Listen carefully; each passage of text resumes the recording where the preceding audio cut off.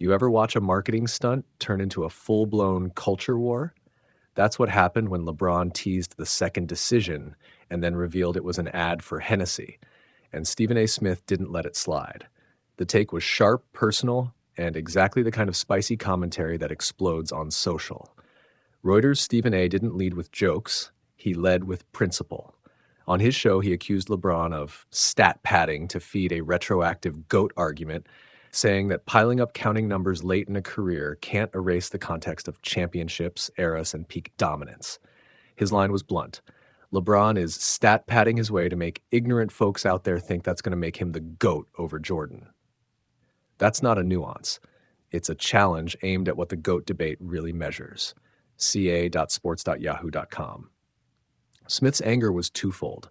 First, he called the whole second decision stunt corny and cringy, an unnecessary callback to a moment LeBron has been criticized for since 2010. Second, he tied the ad's tone to larger questions about legacy.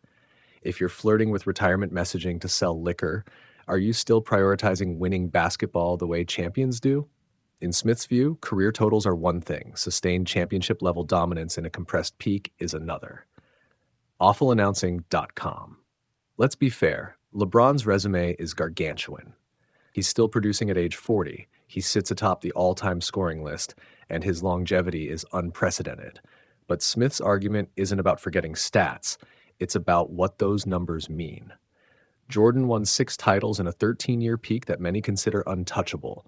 LeBron's longevity and accumulation are undeniable. But Smith insists you can't simply conflate counting stats with the same kind of peak-era greatness. That rhetorical distinction is ugly for social media, but it's the heart of the debate. Reuters.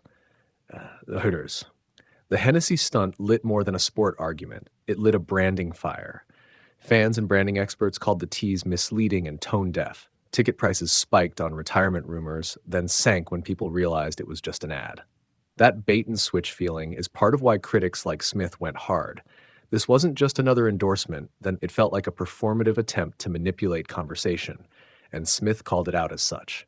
Business Insider context matters here.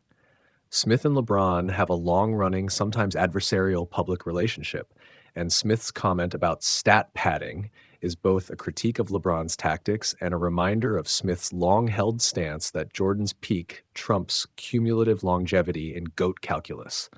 But the reaction shows how polarized this debate is. Some see Smith as an honest arbiter defending nuance. Others see him as deliberately diminishing a living legend's achievements.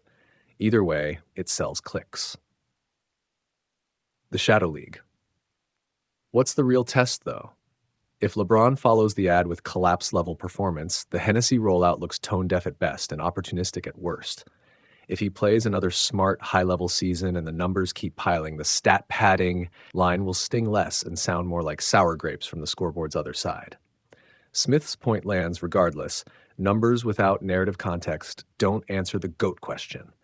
They only fuel it. ca.sports.yahoo.com.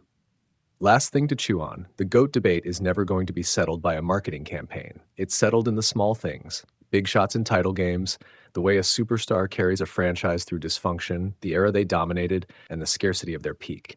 Stephen A. is staking his chips on that framework. LeBron's team is stacking numbers and cultural moments. The argument will keep going, and this Hennessy stunt just added another combustible log. Punchline. If you thought a commercial would quiet the debate, you missed the point. It only sharpened the knives. Who wins? The audience. Because that feud keeps the conversation alive and messy, which is exactly what sports entertainment lives for. Reuters.